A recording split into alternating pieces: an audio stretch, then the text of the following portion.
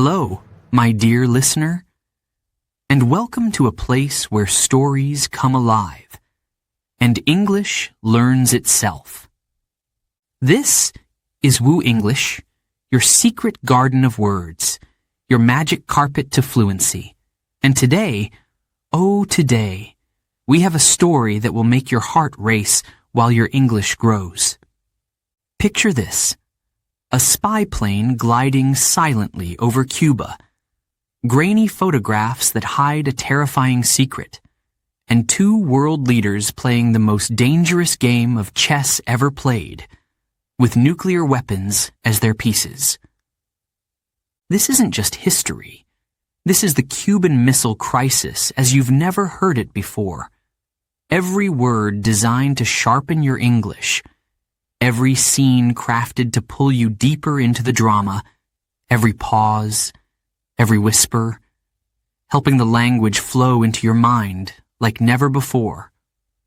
So find a cozy spot, put on your headphones, and let your English grow while the world holds its breath. Ready? Then let's begin. Chapter 1. The Spy in the Sky. October 14th, 1962.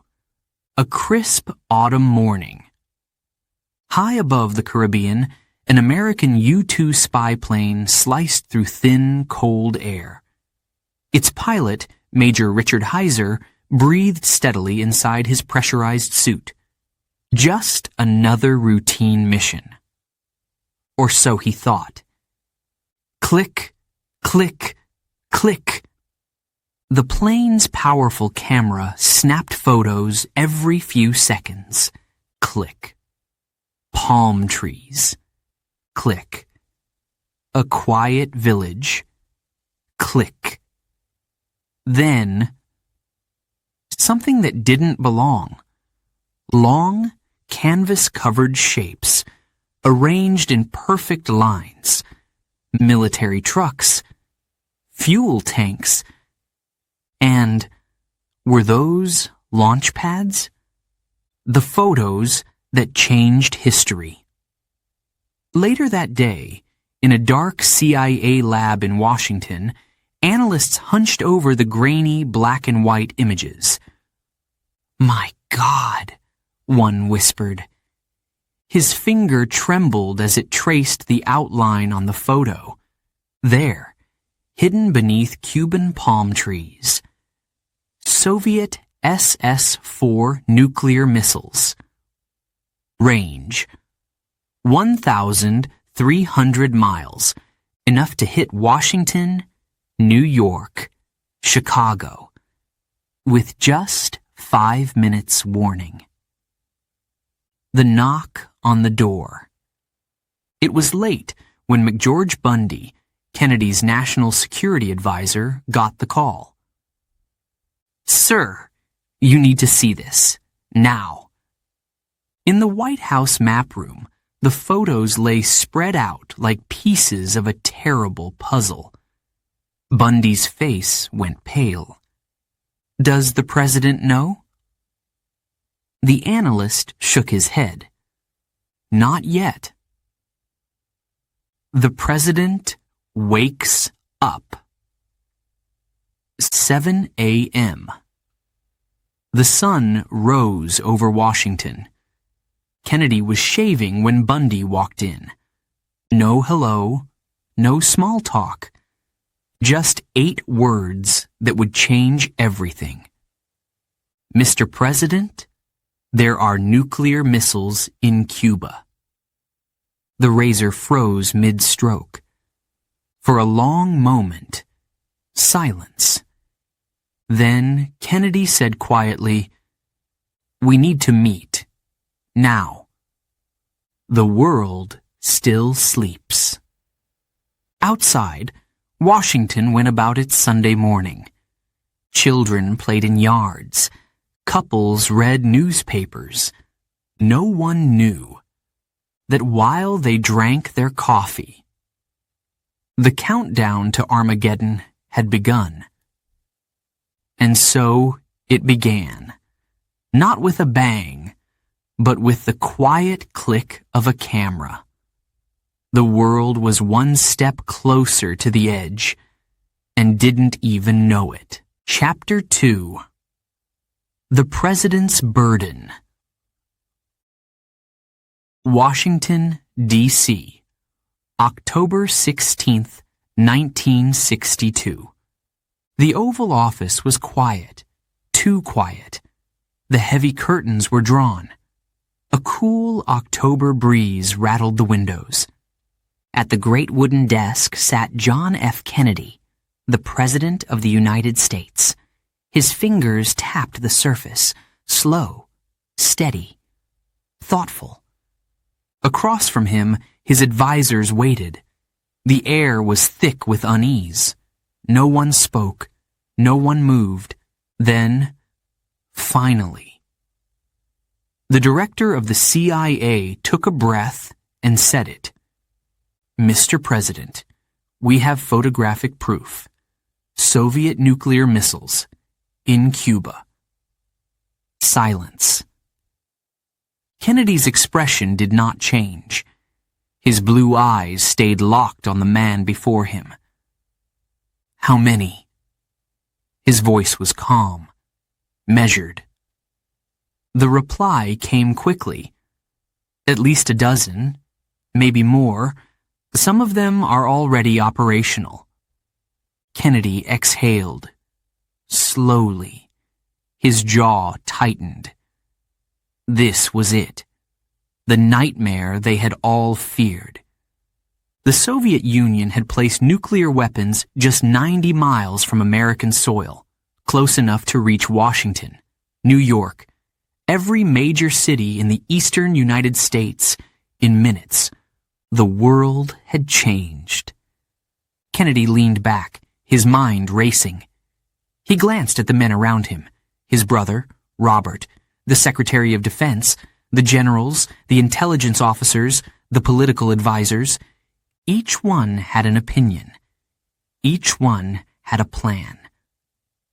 A general spoke first. His voice was hard, cold. We have to strike. Now. A full air attack on the missile sites. Take them out before they're ready to launch. Kennedy shook his head. An airstrike on Cuba means war with the Soviet Union. Maybe, the general admitted, but if we wait, Mr. President, we risk losing millions of American lives. A long pause. Then, Robert Kennedy, Bobby, spoke. There's another way, he said. A blockade. The room stirred. Some whispered. Some frowned. A blockade? The Secretary of State questioned. What good is that? We surround Cuba with our Navy, Bobby explained. Stop any Soviet ships from bringing more missiles. We show them we won't back down, but we don't fire the first shot. More whispers. More tension. The president rubbed his chin, thinking. An airstrike could mean war. A blockade could mean a long, dangerous standoff. And if they did nothing? Number. That was impossible. The fate of the world was in his hands. He stood, pacing slowly across the room. He ran a hand through his hair. Then, turning back to his advisers, he made his choice. We go with the blockade, he said. Then, with a deep breath, he added, and I will tell the world. Chapter 3. The world holds its breath. October 22nd, 1962. Evening. Across America, across the world, families sat frozen in front of their television screens. Radios crackled in living rooms, in kitchens, in bars and diners. People held their breath. And then, there he was, President John F. Kennedy. He sat at his desk in the Oval Office, his face pale but firm, his hands resting on a stack of papers. The cameras rolled. The world was listening. His voice, calm, steady, filled every home. "Good evening, my fellow citizens." A pause. "This government has discovered that the Soviet Union has placed nuclear missiles in Cuba." The words hung in the air like thunder before a storm. Gasps, murmurs, the sound of a glass shattering in someone's kitchen. Kennedy continued, "These missiles are capable of striking North America in a matter of minutes. They are an undeniable threat to the safety of the United States and to peace in the Western Hemisphere." The world seemed to stop. People glanced at their children, at their spouses. Was this it? Was war coming? Kennedy's voice grew stronger. "We will not accept this threat." A breath. "Therefore, I have ordered a naval blockade of Cuba. No Soviet ship carrying weapons of war will be allowed to pass." A blockade. Not war, but something dangerously close. The streets of America were silent. The bars, usually full of laughter, were hushed. In Moscow, in Havana, in London, leaders stared at their screens, their faces hard as stone. What would the Soviets do? Would Khrushchev step back? Or would he push forward? The world waited.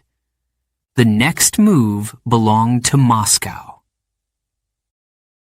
Chapter 4. The Ships That Would Decide Fate. The ocean was calm, too calm. Somewhere in the Atlantic, a Soviet cargo ship cut through the water. Its name? The Alexandrovsk, and hidden in its dark, damp hold, missiles, nuclear missiles. The ship moved steadily, silently, toward Cuba. But waiting just over the horizon was the U.S. Navy. Warships, their guns ready. Submarines lurking beneath the waves. Fighter planes screaming through the sky. One order, one mistake, and the world would burn. Stop them at any cost. President Kennedy had given the command. No Soviet ship reaches Cuba.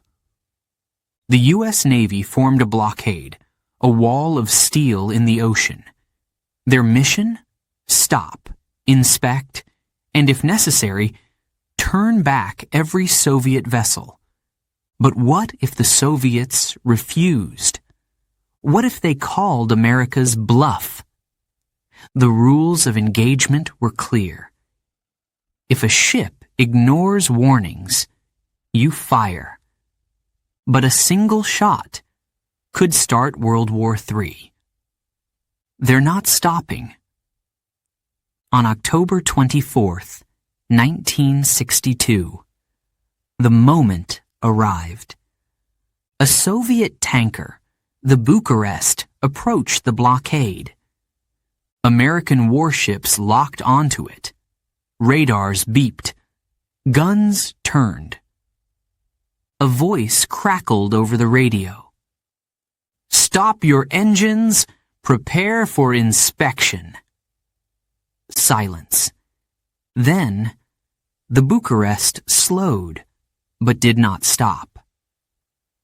Aboard the USS Coney, Captain William Ecker gripped the radio.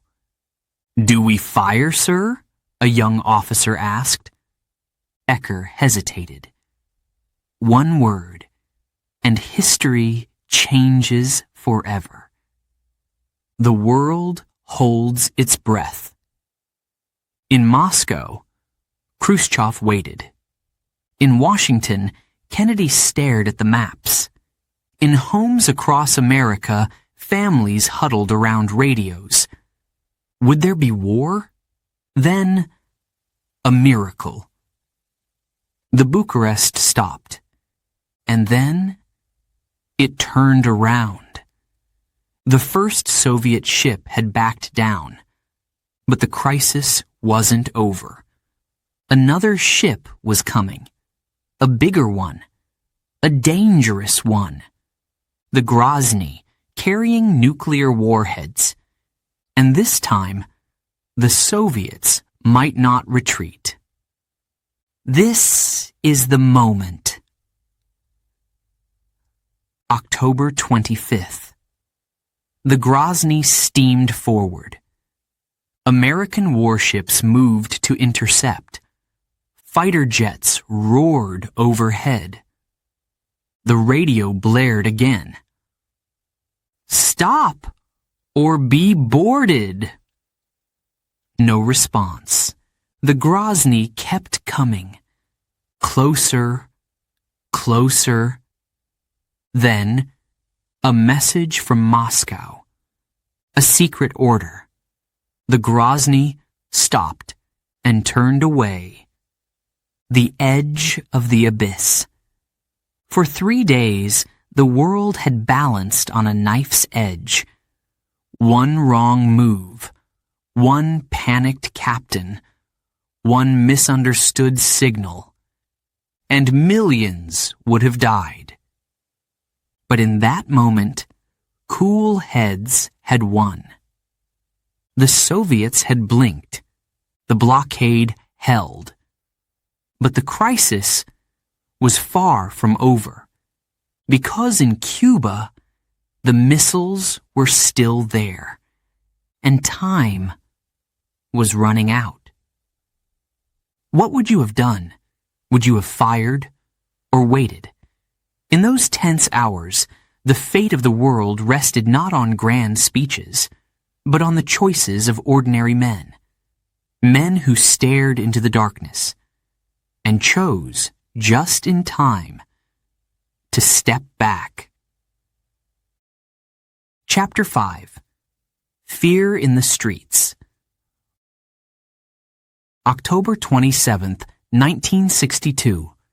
The most dangerous day in history. In Washington, New York, London, Moscow, the world held its breath. Because in Cuba, Soviet fingers hovered over nuclear buttons, and in America, missile crews stood ready to fire back. One order, one mistake, and the sky would burn. They're coming. In schools, children practiced duck and cover. Teachers smiled, but their hands shook. If you see a bright flash, hide under your desks. But deep down, everyone knew no desk would save them. Shelters and goodbyes. In backyards, men built bunkers. Hammers pounded. Wood creaked. Wives watched in silence. Will it be enough? They whispered. No one answered. In churches, people prayed. Some cried. Others just stared. Because how do you pray when the end might be tomorrow? The soldiers who waited. On a quiet airbase in Florida, a young pilot sat in his jet. His mission? If the alarm sounds, you take off. You fly to Cuba. You drop your bomb. He looked at the photo taped to his cockpit. His wife, his baby girl. Will I see them again? No one knew. Moscow, the other side of fear. Across the world, in Russia, the same fear. A Soviet officer stood in a dark control room. His hand hovered over a red button. His orders were clear. If the Americans attack, you strike first. He thought of his home, his family asleep in their beds.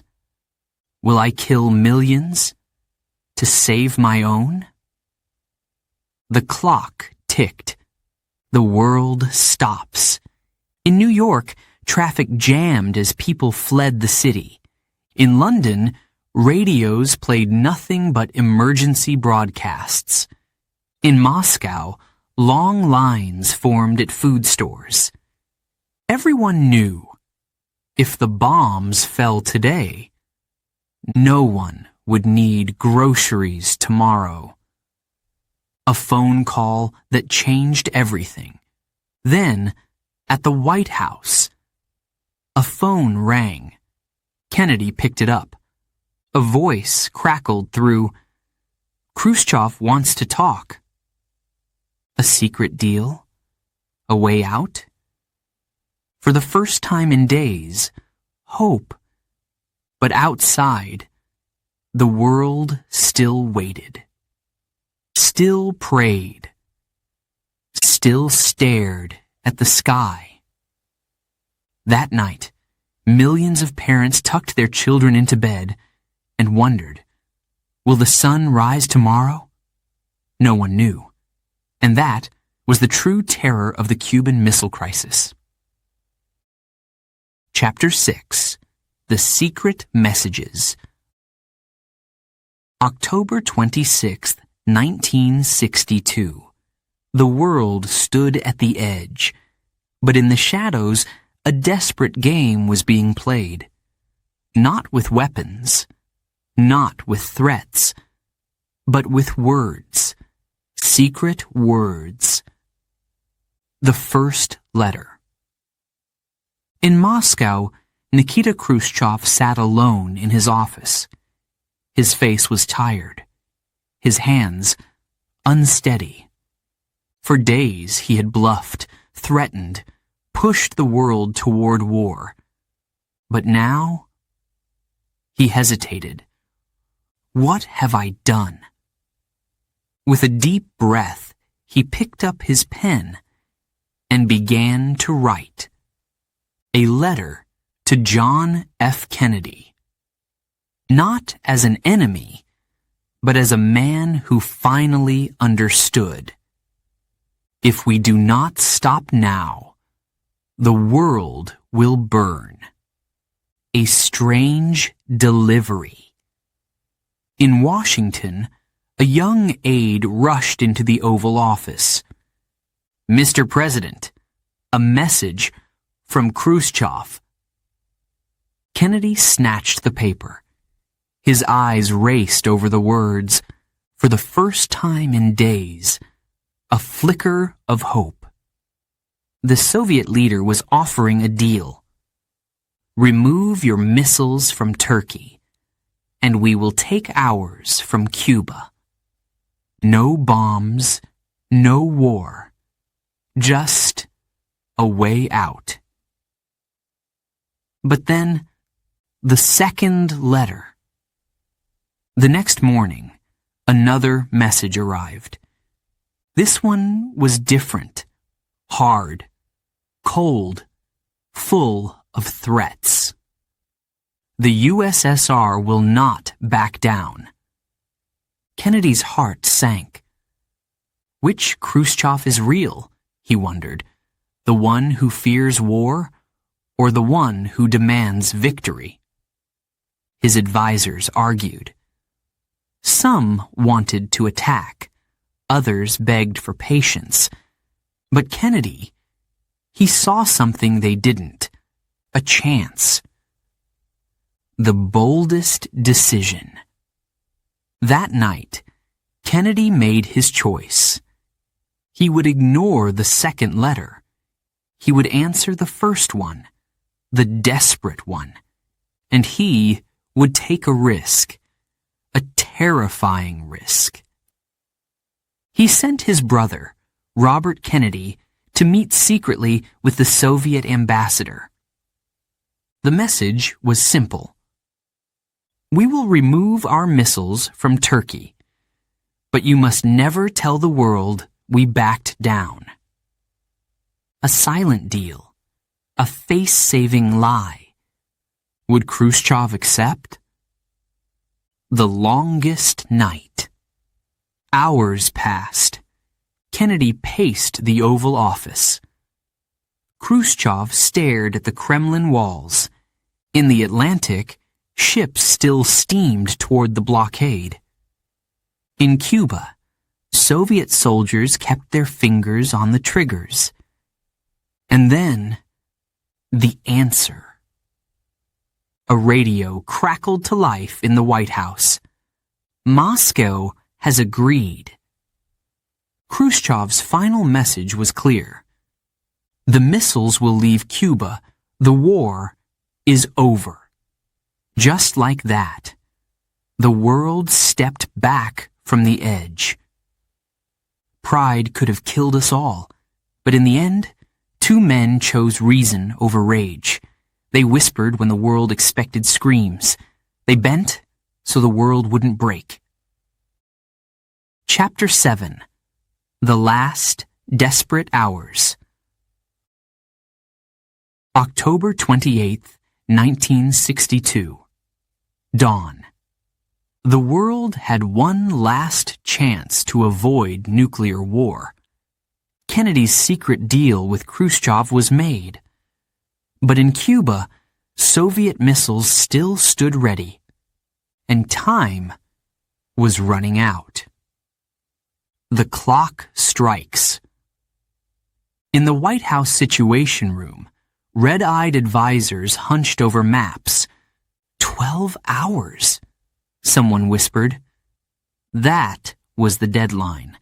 If the Soviets didn't start removing the missiles by noon, the U.S. would invade Cuba. And if American soldiers landed on those beaches, nuclear war would begin. A spy plane's fateful flight. High above Cuba, a U-2 spy plane soared through thin, cold air. Its pilot, Major Rudolph Anderson, didn't know. He was flying into history. Below him, a Soviet commander gave the order. A missile roared upward. Boom! The U-2 exploded in flames. The first and only American casualty of the crisis. Now, the Pentagon raged. This means war. But Kennedy, he hesitated. One death or a million. The generals revolt. In a secret meeting, Air Force General Curtis LeMay slammed his fist on the table. Mr. President, we must strike now. Around him, generals nodded, but Kennedy's voice was ice. Number we wait. LeMay's face turned red. You're betraying America. Kennedy stood alone against his own military, one man against the tide of war. The message that never came. Noon approached. In Moscow, Khrushchev's cabinet argued. Hardliners shouted, "If we back down now, America will crush us." But Khrushchev thought of the U-2 pilot's death, of cities burning, and made his choice. He sent no letter. Instead, at 9 a.m. Washington time, Radio Moscow began broadcasting. The voice that saved the world. A translator rushed into the Oval Office, clutching a transcript. Kennedy read it aloud, voice shaking. The Soviet Union will dismantle its missiles in Cuba and return them to Russia. For 3 heartbeats. Silence. Then, Secretary Dean Rusk whispered the words that would echo through history. We're eyeball to eyeball, and I think the other fellow just blinked. The soldiers who never fired. In Cuba, Soviet crews wept as they dismantled the missiles. In Florida, American invasion forces stood down. And on a lonely atoll in the Pacific, a nuclear test bomb hung silently in its rack, unused. For 13 days, humanity held a gun to its own head.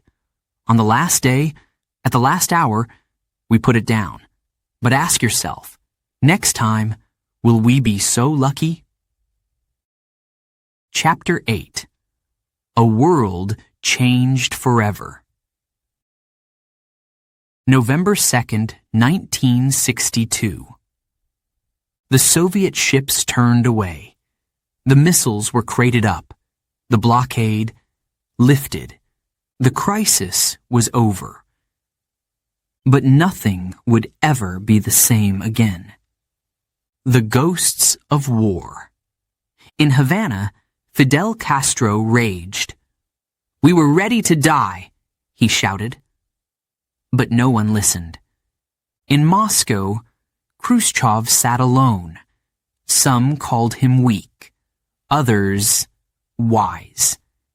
And in Washington, Kennedy walked through the Rose Garden, his face lined with exhaustion. "We saved the world," an aide said. Kennedy just nodded, but his eyes told the truth. Did we? Or did we just delay the inevitable? The children of the bomb. In schools across America, children stopped practicing duck and cover. But at night, they still had nightmares. Bright flashes, burning skies. "Mommy, will the Russians bomb us tomorrow?" Parents had no answer, because everyone knew now the next crisis might not end so peacefully. The hotline. One good thing came from those 13 days, a direct phone line, from Washington to Moscow. No more waiting for letters, no more misunderstandings. Just a red phone, and 2 leaders who finally understood. When the world is at stake, you talk before you shoot. The soldiers who came home. On a quiet airbase in Florida, the pilot kissed his baby girl. In a Soviet submarine, a captain hugged his wife after months at sea. And in Cuba, a young Soviet soldier packed his bags, his hands shaking. "I was ready to die for my country," he told his commander. The older man put a hand on his shoulder. Living for it is harder. The memorial that never was. Years later, people would ask, why is there no monument to the Cuban Missile Crisis? The answer was simple. How do you build a statue to something that didn't happen, to the war that never came? To the millions who didn't die, to the world that got a second chance. For 13 days in October, humanity stared into the abyss and stepped back. We learned that courage isn't just standing firm, it's also knowing when to bend. That true strength isn't in weapons, but in wisdom. And most of all, we learned that the most important victories aren't the ones you celebrate, but the disasters you avoid.